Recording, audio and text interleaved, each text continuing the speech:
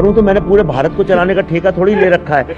आप वो love story जो बनाता है उससे ये क्यों नहीं पूछते कि विवेक अग्निहोत्री लव स्टोरी के बारे में क्यों नहीं सोचते। और वैसे भी मेरा लाइफ का मोटो है एकला चलो रे, मीन्स वॉक अलोन।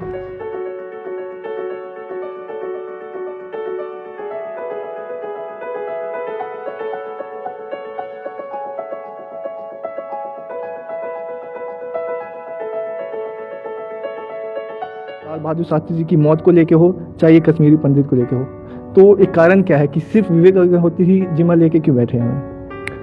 नहीं, मैंने कोई ऐसा निश्चय नहीं किया कि अकेले मैं ही सुनाऊंगा।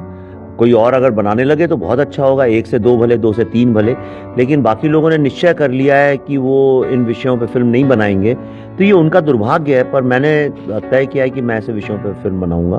तो और वैसे भी मेरा लाइफ का मोटो है एकला चलो रे, मीन्स वॉक अलोन।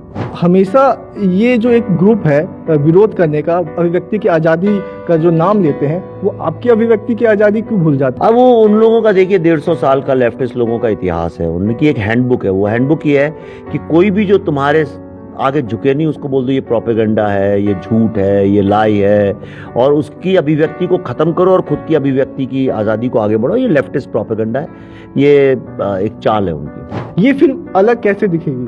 फिल्म इसलिए अलग दिखेगी क्योंकि ये अलग है। लोग कैसे देखते हैं मुझे उससे मतलब नहीं, ये फिल्म अलग है। मैं कैसे देखता हूँ चीज़ों को मुझे उससे मतलब है। लोग क्या करते हैं, क्या सोचते हैं, वो एक अलग बात है। मैं जिन लोगों के लिए फिल्म बनाता हूँ वो मेरी फिल्म के बारे में क्या सोचते हैं, मुझे उससे मतलब है। पहली बार थॉट कब आया था, कब ऐसा स्ट्राइक किया था कि हाँ ये स्टोरी है जिसको मुझे बनाना है और आज नहीं तो कल बन के ही रहेगी मेरे हाथों? देखिए, फिल्म बनाते हैं ऐसा नहीं होता है कि ये थॉट पहला कब आया था, ऐसा कुछ नहीं होता।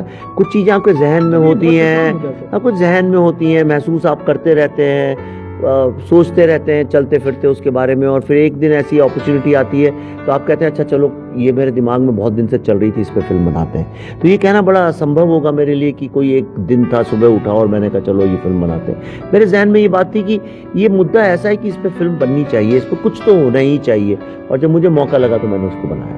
अनुपम खेर जी खुद कश्मीर से कश्मीरी पंडित हैं, कितना मदद आपको उनके अनुभव, उनके बैक हिस्ट्री से आपको इस कहानी के लिए आगे बढ़ाने में मदद मिली है?